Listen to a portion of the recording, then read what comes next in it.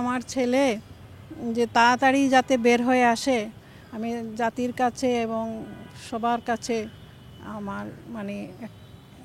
আহ্বান যে সবাই যেন আমার ছেলের বিষয়ে পদক্ষেপ নেয়।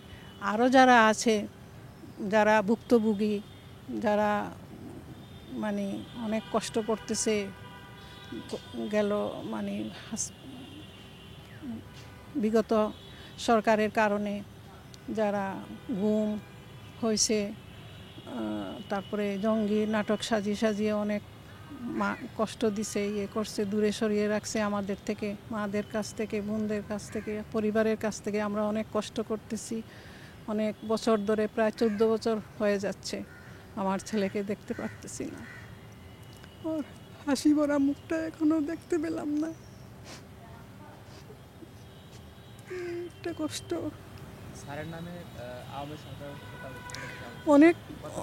অনেক মামলা দিছে, ডজন মামলা দিয়ে রাখছে।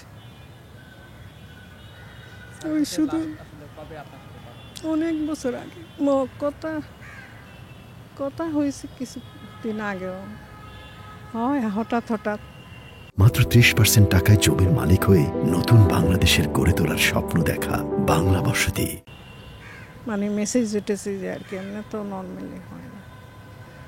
কোথায় আসে না আসে সেসব জানি না, সব বলে না কিছু।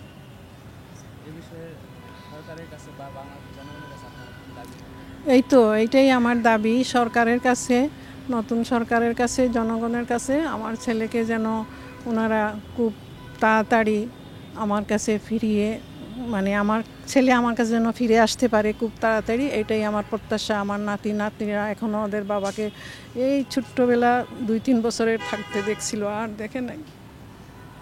তো ওরাও অপেক্ষা করতেছে ওদের বাবার জন্য। না, এসব কিছু জানি না। ঠিক আছে, এইটুকুই যে সবার কাছে আমার প্রত্যাশা, যে আহ্বান জানাই সবাইকে যে আমার ছেলের ব্যাপারে ওনারা যেন পদক্ষেপ নেন।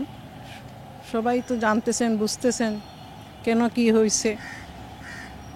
আর যদি জঙ্গি হয়ে থাকে তারা ওনারা প্রমাণ দেখাক, প্রমাণ বাইর করুক, তাড়াতাড়ি এটা নিষ্পত্তি করুক। আর কত বছর? 14 বছর তো চলতেছে।